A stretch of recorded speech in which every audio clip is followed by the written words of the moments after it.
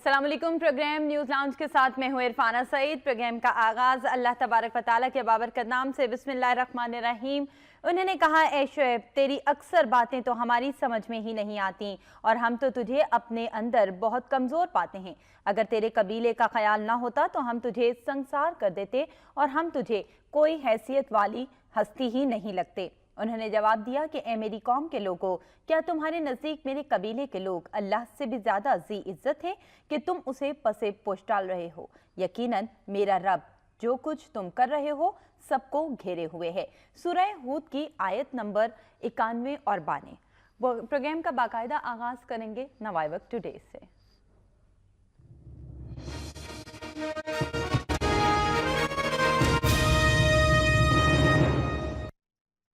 اور آج کی سب سے اچھی خوشائند خبر، پاکستان میں انٹرنیشنل کرکٹ کی بحالی. زمبابوے کی ٹیم کی پاکستان میں آمد اور پاکستان کے ساتھ ایک اچھا زبردست قسم کا میچ. قذافی اسٹیڈیم میں میلے کا سما.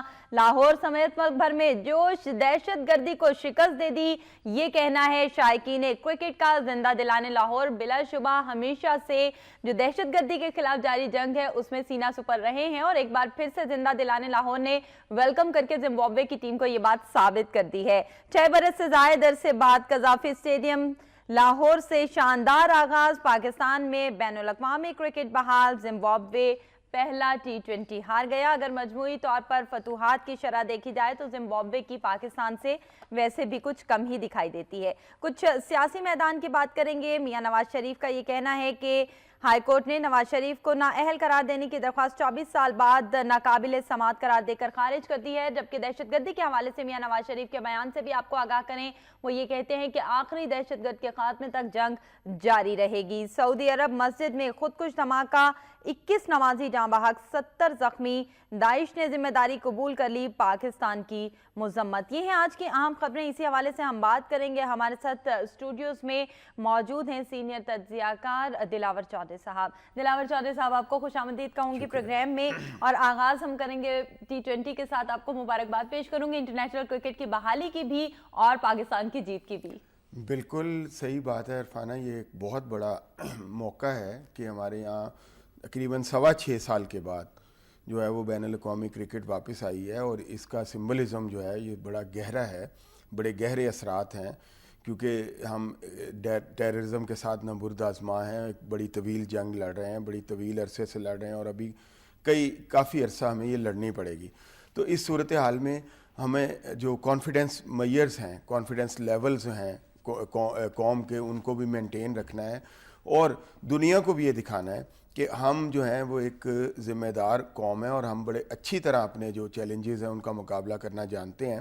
جو لوگ ہمیں دنیا میں تنہا کر دینا چاہتے ہیں ٹیررزم کے ذریعے، چاہتے ہیں کہ یہاں ٹورسٹ نہ آئیں، یہاں ٹیمیں نہ آئیں اور یہاں دوسرے جو کاروباری انویسٹمنٹ کمپنیاں ہیں وہ نہ آئیں، یہ ملک سٹون ایج میں چلا جائے، ہم ان کا مقابلہ کرنا جانتے ہیں. اور اس طرح کی جو ایکٹیویٹیز ہیں ہم ان سے بالکل نہیں گھبراتے. کل دیکھیں ایک جمع غفیر تھا، ایک میلے کا سما تھا جیسے کہ آپ نے خبر میں بھی پڑھا. قذافی اسٹیڈیم میں ایک ایکسٹرا ویگنزا، یوں لگ رہا تھا جیسے پوری قوم وہاں عمود آئی ہے. ابھی بہت سارے لوگ آنا چاہتے تھے. میں تو یہ آپ کو ایک بلکہ یہ نیوز دیتا ہوں کہ پنجاب اسمبلی کا کل اجلاس ہو رہا تھا، اس میں کئی ارکان اسمبلی جو ہے وہ کہہ رہے تھے کہ ہم بھی جانا چاہ رہے تھے لیکن ہمیں ٹکٹ نہیں مل سکے. یعنی اس لیول پہ جو ہے لوگ جو ہے وہ چاہ رہے تھے اور بہت سے ہزاروں لاکھوں لوگ جو ہیں وہ ٹکٹ سے محروم رہنے کی وجہ سے نہیں آ سکے.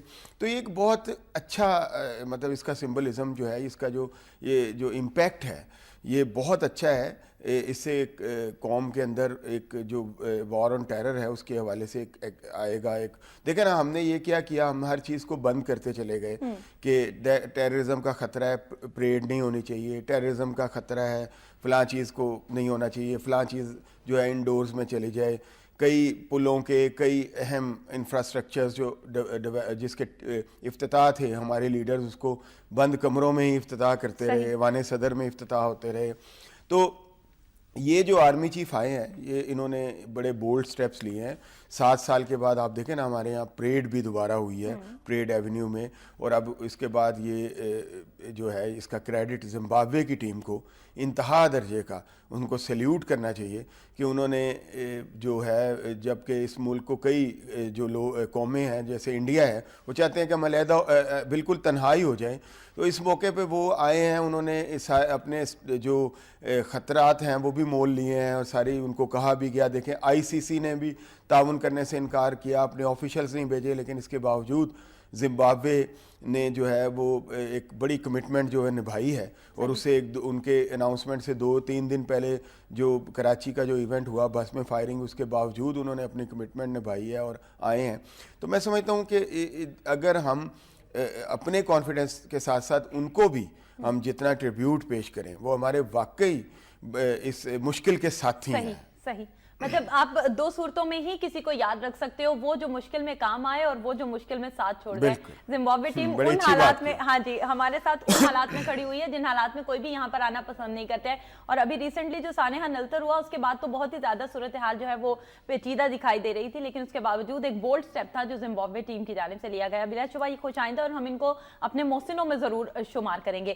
اچھا، بات ہو رہی ہے کرکٹ کے حوالے سے، کرکٹ کی بحالی کے حوالے سے. مجموعی طور پر پاکستان میں جو دہشت گردی کا سینیریو ہے اس پہ بھی کچھ بات کیے لیتے ہیں، کیسے دیکھ رہے ہیں آپ؟ دیکھیں، میں سمجھتا ہوں کہ اس طرح کی جو ایکٹیویٹیز ہیں، اگر آپ کرکٹ کے حوالے سے کہہ رہی ہیں کہ اس کو ریلیٹ کر کے جو ہے، یقیناً اس سے ڈسکریج ہوں گے جو ٹیررسٹ ہیں، ٹیررسٹ ایکٹیویٹیز جو ہیں وہ ڈیسپریٹ ہوں گے، وہ سمجھیں گے کہ یہ قوم کسی طرح ڈرتی نہیں ہے، اور لوگ اس ایک ریوائول کی ایک اسٹرانگ ایک عزم پیدا ہو گیا ہے اس قوم کے اندر، اور وہ بار بار جو ہے ہم کچھ ایکٹیویٹیز کرتے ہیں. کبھی ہم جا کے جو ہے وہ واگا بارڈر پہ بلاسٹ کرتے ہیں تاکہ لوگ اس طرح کی ایکٹیویٹیز میں آنا، اوپنلی اس طرح کی ایکٹیویٹیز ختم ہو جائیں. لیکن اس کے باوجود جو ہیں وہ لوگ جب امڑے چلے آتے ہیں تو وہ چند ہزار لوگ کب تک لوگوں کی ول کا مقابلہ کر پائیں گے. اور اس طرح کی یہ جو شو، میں سمجھتا ہوں یہ it's a real show of confidence and power, اور اٹس اے ریئل ایک طرح کا یہ چیلنج ہے انہیں ٹیررسٹ کو کہ آپ کتنے لوگوں کو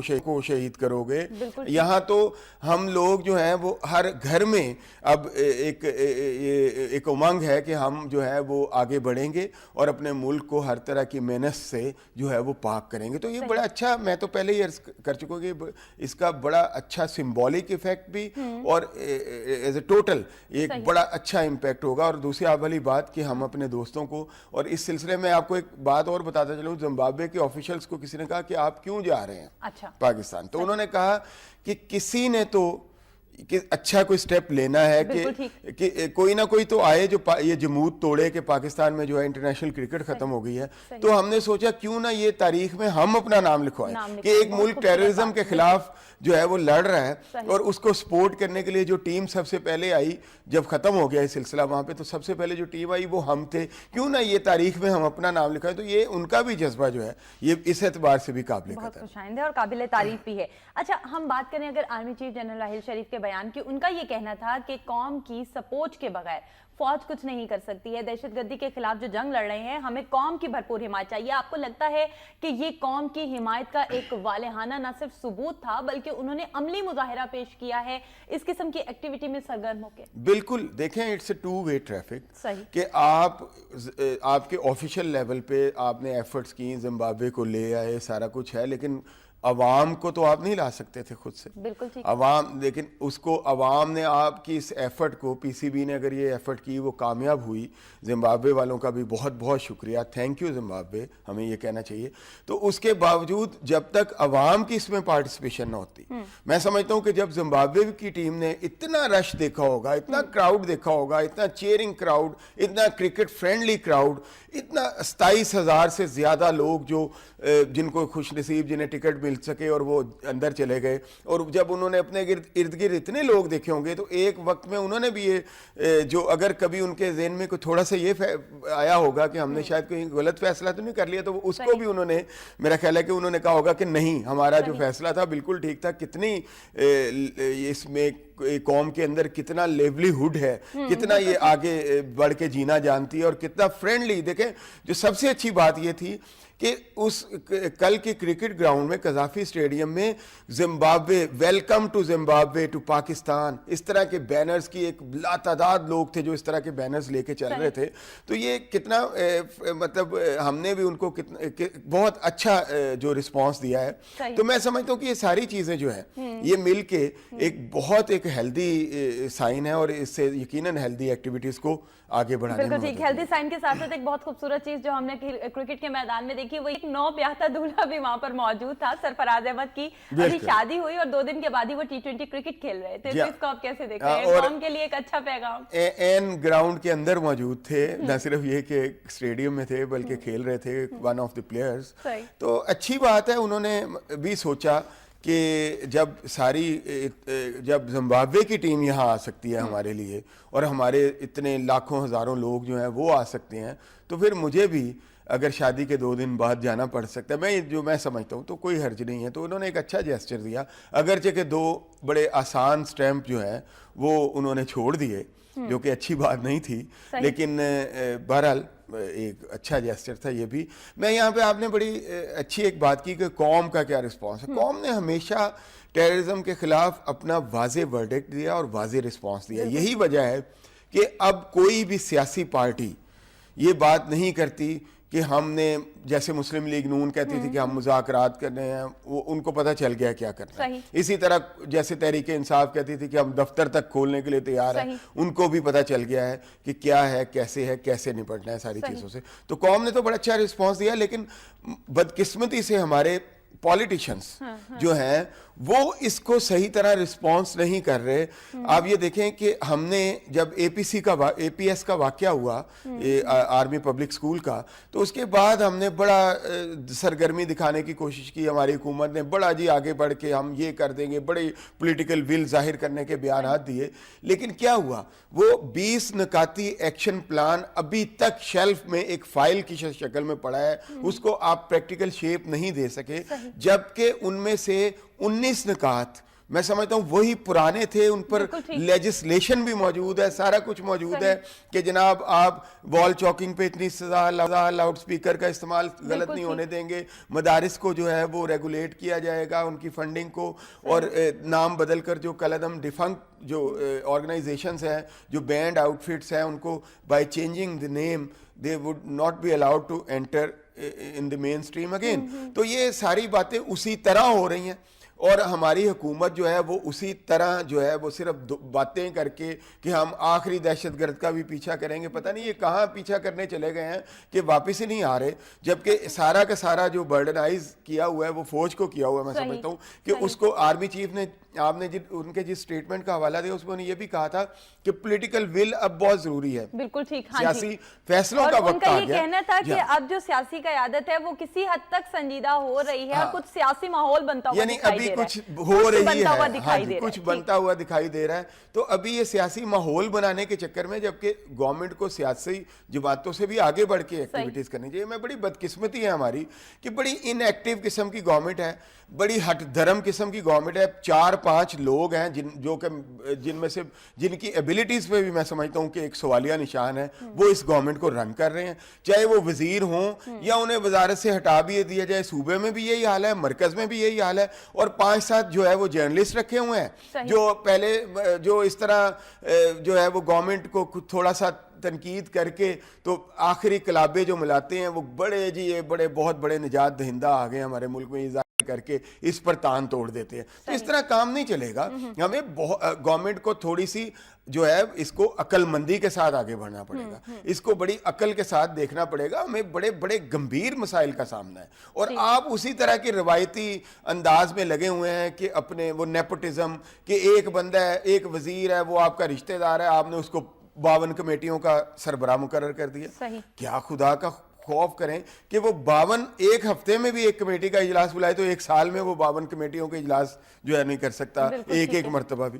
تو آپ یہ کیا, اور اس کے علاوہ وہ وزیر خزانہ بھی ہے, اس نے بجٹ بھی پیش کرنا ہے, اس نے ہر جگہ جانا ہے.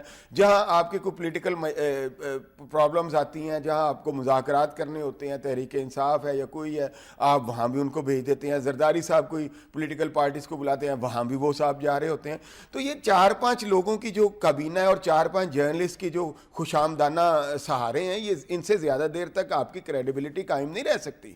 اس کی بجائے آپ کو اب یہ ساری روایتی چیزیں چھوڑنا پڑیں گی. جیسے دیکھیں ہماری آرمی نے بڑی ریئلسٹک اپروچ اپنائی ہے. دیکھیں اس سے پہلے کہ کوئی بات کرے صرف وہ انہوں نے اس پہ نہیں رکھا کہ آپ صرف جو ایموشنالٹیز ہیں ان کو ایکسپلائٹ کیا جائے, بلکہ وہ ریئلٹیز کو بھی پن پوائنٹ کرتے چلے جا رہے ہیں. آرمی چیف گئے ISI کے آفس اور وہاں جا کے انہوں نے یہ کہا ہے کہ آپ کو یعنی ٹوٹل ایجنسیز کو, ساری ایجنسیز کو ایک کوآرڈینیٹڈ ایفیکٹ دینے کی بہت ضرورت ہے اور ہمیں اپنی کیپیبلٹیز کو اور بڑھانا ہے. حالانکہ ہماری دیکھیں بڑی اچھی ریزلٹس رہے ہیں. یہ دیکھیں نا ثانیہ صفورہ کا بھی جو بس پہ حملہ ہوا اس کے ملزم بھی پکڑ لیے ہیں, اور بھی ایک دو چیزیں جو ہیں وہ تھوڑے دنوں میں بہت ساری چیزیں ہمارے سامنے آئی ہیں.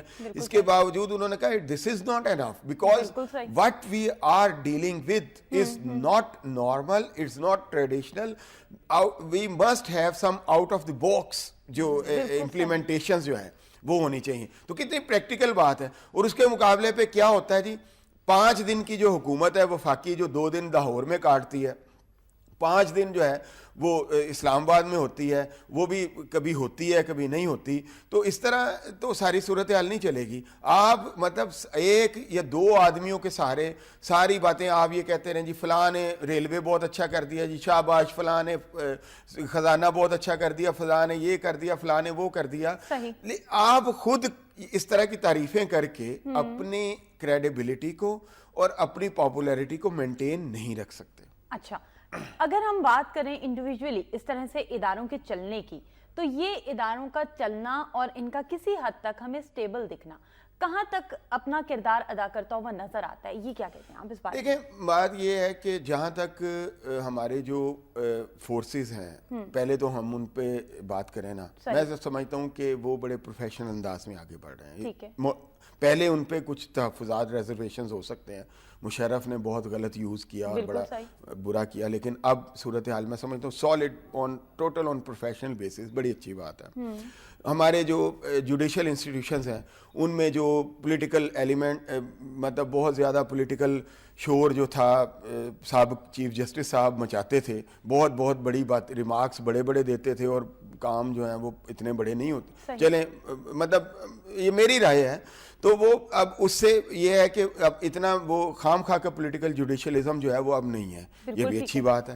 دوسری اب آ جاتے ہیں پارلیمنٹ کی طرف. پارلیمنٹ جو ہے وہ ابھی تک ایک ربر سٹیمپ بنی ہوئی ہے. 5-7 لوگ جو ہیں جو جمہوریت کے دعوے دار جو کہتے ہیں جمہوریت کو چلنے دیا جائے, ان میں جو آصف زرداری صاحب شامل ہیں, جو نواز شریف صاحب شامل ہیں, جو عمران خان صاحب شامل ہیں, یہ لوگ اپنے رویوں میں جمہوری نہیں ہو رہے اور اس وجہ سے اس کا سارا اثر پارلیمنٹ پہ پڑ رہا ہے. یعنی آپ ان کے سامنے تنقید کی بات ہی نہیں کر سکتے, جو ریئلسٹک بات ہی نہیں کر سکتے. اور ان کا ہوتا یہ ہے کہ آپ نے ایک بل لے کے آنا ہے, وہ آدھے گھنٹے میں بے شک پارلیمنٹ سے پاس کروا لیں, اور پھر آپ یہ کہتے ہیں کہ پارلیمنٹ کو جناب جمہوریت کو چلنے دیں. جمہوریت اس وقت چلے گی, پارلیمنٹ اس وقت مضبوط ہوگی جب وہاں پہ آپ ایک سینس آف ڈیبیٹ ڈیولپ کریں گے. بالکل ٹھیک ہے. آپ لوگوں کو اجازت دیں گے کہ وہ اس پہ ڈیبیٹ کر سکیں. یہ نہیں ہے کہ آپ پرسنل لائکنگ ڈس لائکنگ کی بنیاد پہ لوگوں کو کہیں گے کہ انگوٹھا لا دے بھائی یہ بل آ گیا, یا اس طرح کی باتیں.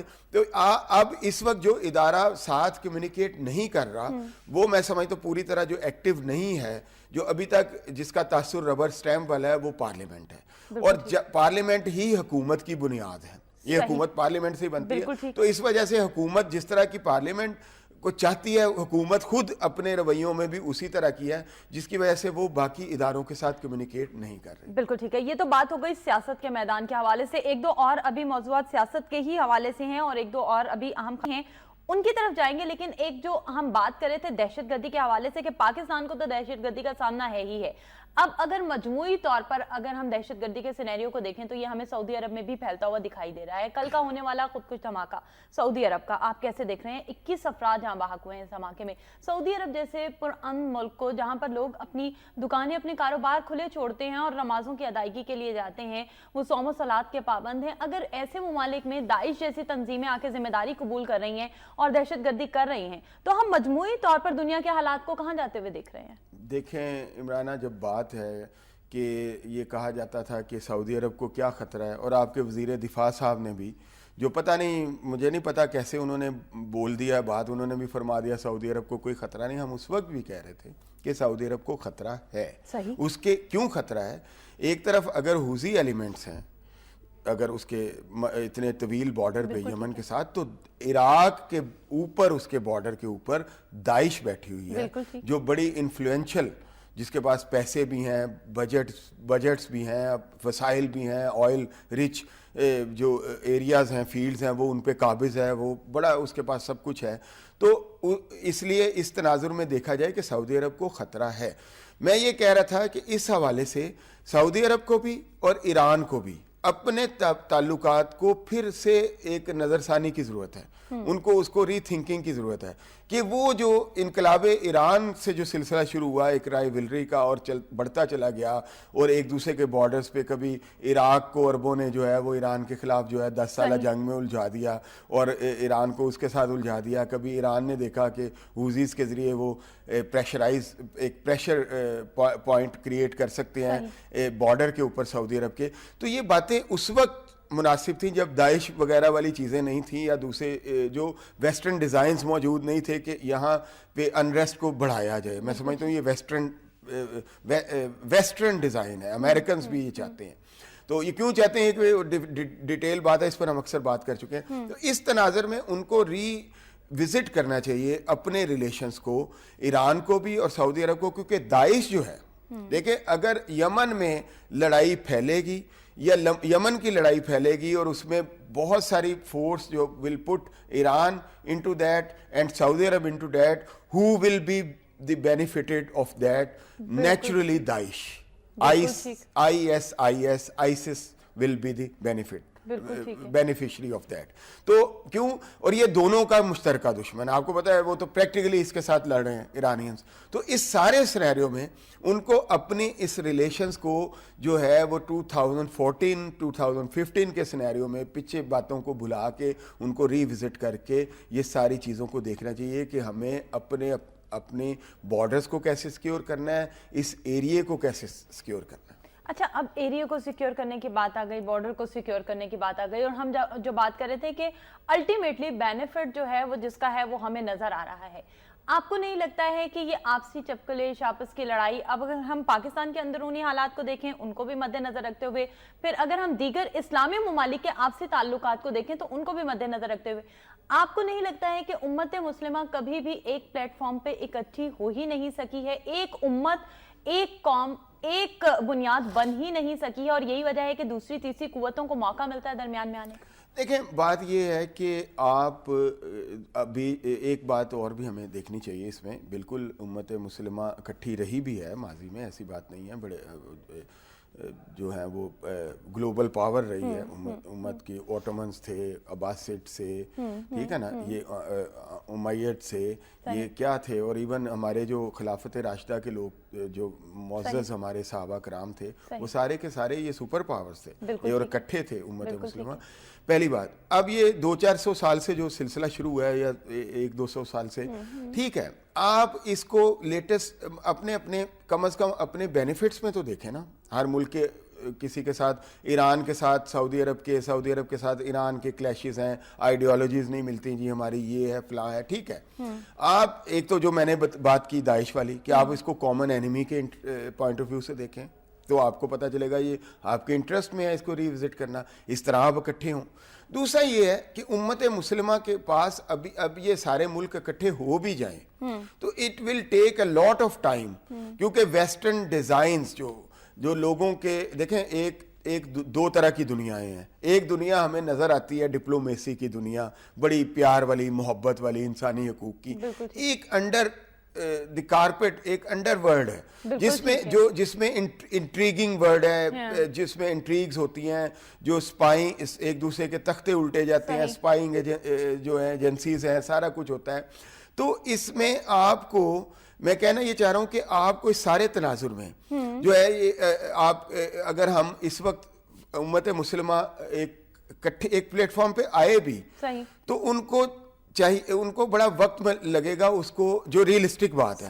اس لیے ہمیں یہ چاہیے کہ جو ملک ہمیں بینیفٹ کر سکتے ہیں ہم ان کو جو ہے وہ ان کو زیادہ سے زیادہ ان کے ساتھ ریلیشنز بڑھائیں اور ان کے ساتھ مل کے اپنے آپ کو بھی اس کا کچھ بینیفیشری جو ہے وہ بنائیں جو ان کو بینیفٹس ملیں. ان میں سب سے بڑا ملک چائنا ہے اس وقت, ٹھیک ہے نا.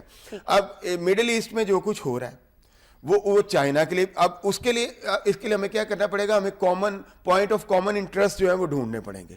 مڈل ایسٹ میں اگر آگ لگے گی تو ظاہر ہے امریکنز تو شیل گیس اور اس طرح کی چیزوں کی طرف دیکھ رہے ہیں, ان کو شاید مڈل ایسٹ آئل کی اب اس طرح ضرورت ہے اور سمجھتے ہیں چائنا اس کو یوز کرے, ہم اس کو کیوں نہ یہاں پہ انریسٹ کریٹ کریں.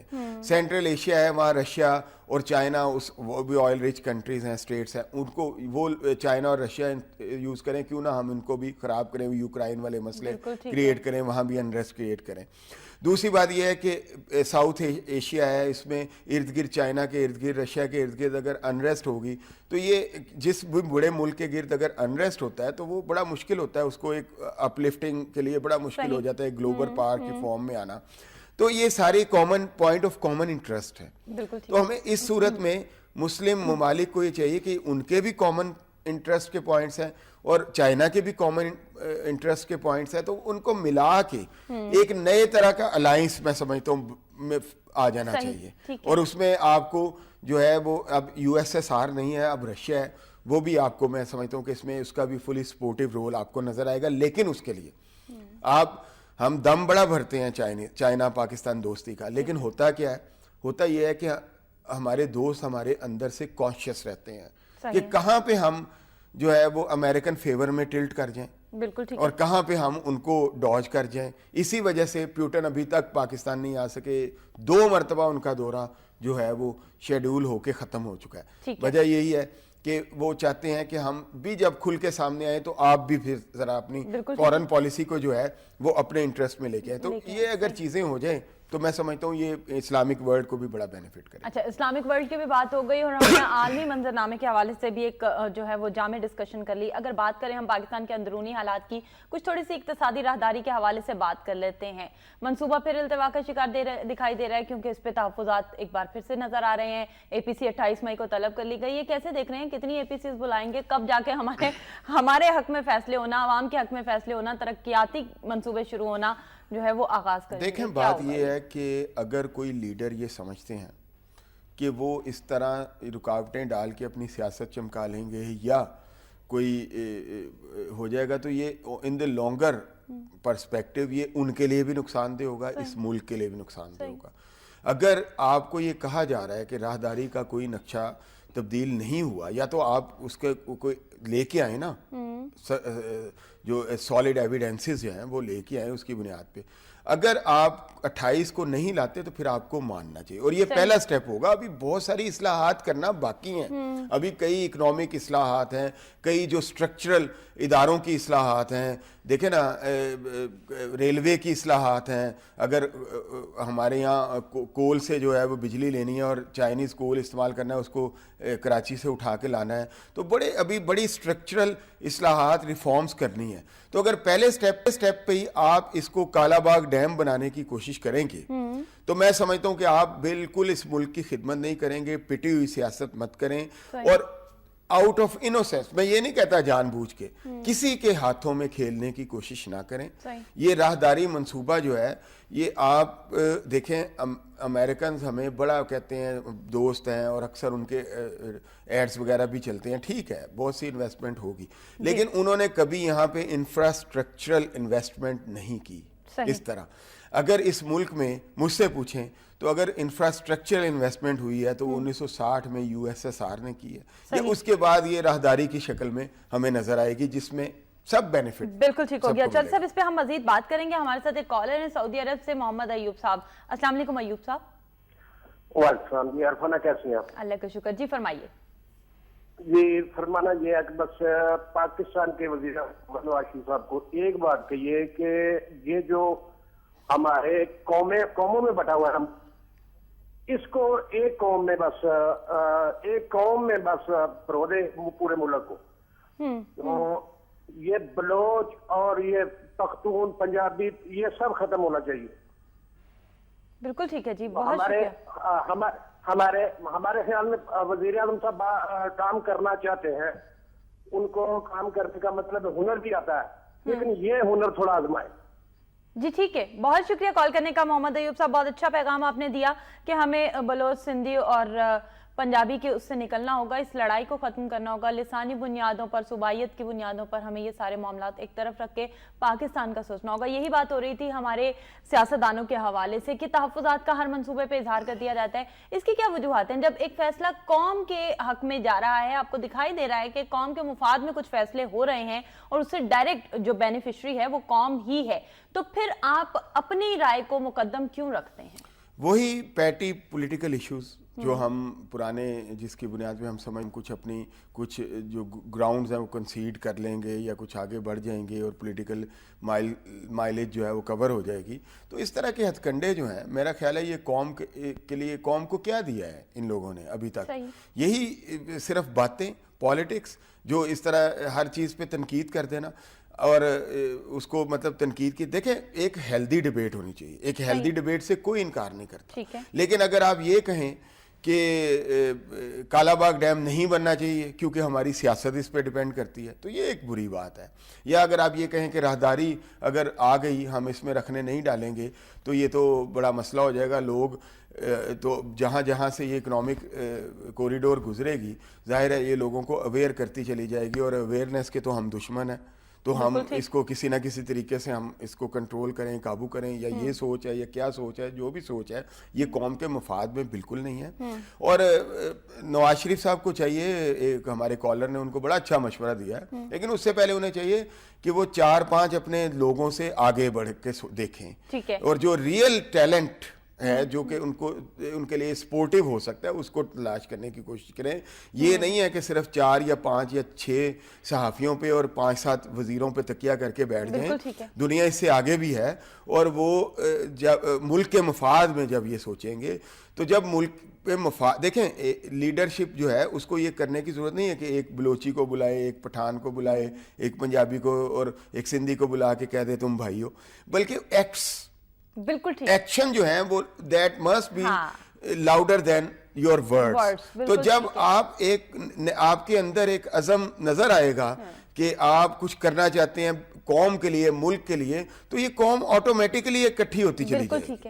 ہاں، پتہ چلے گا جب آپ اپنے ایکشن سے یہ ثابت کر دیں کہ آپ لیڈر ایک کمپوزڈ قوم کو بنائے گا. بڑی اچھی بات کی، بالکل یہی میں کہنا چاہ رہا ہوں کہ آپ ایک کمپوزڈ ہو کے جب آپ چلیں گے اور ایک قوم کے بارے میں سوچیں گے، آپ نظر آئے گا کہ آپ کا ہر زاویے سے، ہر اینگل سے آپ کا جو بھی سٹیپ ہے وہ اس ملک کے لیے ہے.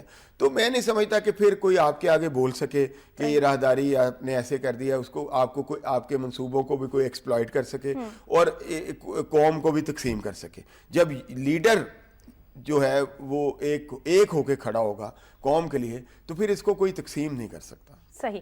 کچھ بات کرتے ہیں ایگزیکٹ سکینڈلز کے حوالے سے. یہ بہت زیادہ آج کل چل رہا ہے ایگزیکٹ کا معاملہ، اور ان کے افسران بھی پیش ہوئے ایف آئی اے کے سامنے. کراچی میں ایگزیکٹ کے 34 اکاؤنٹس کئی جعلی دستاویزات پر کھولے گئے ہیں، یہ کہنا ہے ایف آئی اے کا. آپ کیسے دیکھ رہے ہیں اس تمام تر صورتحال کو؟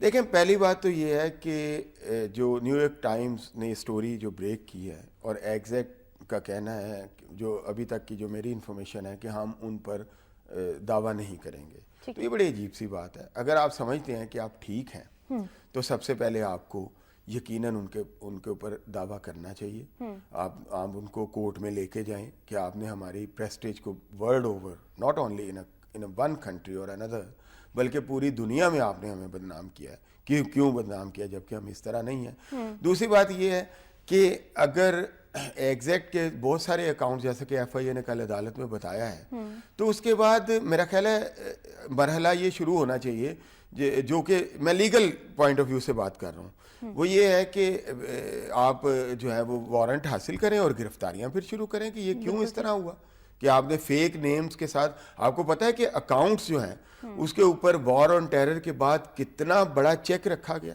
کتنی مشکل سے اکاؤنٹ، ایک جینوئن اکاؤنٹ بھی کتنی مشکل سے کھولا جاتا ہے. اور اگر ایک کسی بھی کمپنی کو، چاہے وہ میں ہوں، میری کمپنی ہو، ایگزیکٹ ہو، کوئی ہو، اینی باڈی ایلس، اس کو جو ہے وہ یہ میں نہیں سمجھتا، میرا خیال ہے کہ اس کو کلیئر کرنا چاہیے. دوسری بات یہ ہے کہ میڈیا کو رائے ویلری جو ہے، جو دوسرے ایگزیکٹ مخالف پوائنٹ آف ویو ہے اس کو بھی میرا خیال ہے ایک ریشنلائزیشن کی ضرورت ہے. آپ یوں ایکسپلائٹیشن والا ماحول بنائیں گے یوں, یہ بھی ایک میڈیا کے وقار کے خلاف ہے. اس کا رزلٹ یہ ہوتا ہے کہ سارے کا سارا میڈیا ہی ڈسکریڈیٹڈ ہو جاتا ہے. یہ خیال کیا جاتا ہے کہ سارا میڈیا ہی شاید اس طرح کا ہے. یہ کس طرح آپس میں بالکل جو ہے سٹون ایج کے جاہل لوگوں کی طرح آپس میں نبرد آزمائے ایک دوسرے کے دستوں گریبان ہو گئے ہیں. تو میڈیا کو بھی اس چیز کو میچور انداز میں لینا چاہیے. یہ نہیں ہے کہ اس کو بالکل ہی ہم اس طرح جو ہے اسی طرح لینا چاہیے جس طرح کی خبر ہے. جس طرح ایک کمپنی ہے اور اس کے حوالے سے اگر کوئی نیوز بریک ہو یا اس کے کو, تو ہم اس کو جتنا کوریج دیں ہمیں وہی کوریج دینی چاہیے. یہ نہیں ہے کہ اس کے پردے میں ہم کوئی اپنی رائیولری جو ہے وہ نکال لیں. اس کو جنگل نہیں بنانا چاہیے, اس کے کچھ ایتھکس ہیں ان کو فالو کرنا چاہیے. بالکل, this is very bad side of maturity, it is a story of immaturity rather. بالکل ٹھیک ہے, بہت شکریہ. پروگرام میں تشریف آوری کا دلاور چودھری صاحب ہمارے ساتھ آج پروگرام میں شریک گفتگو تھے دلاور چودھری صاحب, اور بہت خوبصورت بات انہوں نے کی کہ مجموعی طور پر کچھ بھی ہو لیکن ہمیں اپنے ملک کے ساکھ کا خیال رکھنا ہے. وہ ادارہ جس میں ہم کام کر رہے ہیں ہمیں اس ادارے کی ساکھ کا خیال رکھنا ہے. اور اگر بات ہو امت مسلمہ کے حوالے سے تو اقبال نے تو بہت پہلے ہی کہہ دیا تھا ایک ہو مسلم حرم کی پاسبانی کے لیے. تو اگر مسلمانوں کو حرم کی پاسبانی کرنی ہے تو انہیں ایک ضرور ہونا پڑے گا, اور پھر داعش جیسی تنظیمیں خود بخود ہی دم توڑ دیں گی. اپنا بہت خیال رکھیے گا, دعاؤں میں یاد رکھیے گا. عرفانہ سعید کو دیجیے اجازت, اللہ نگہبان.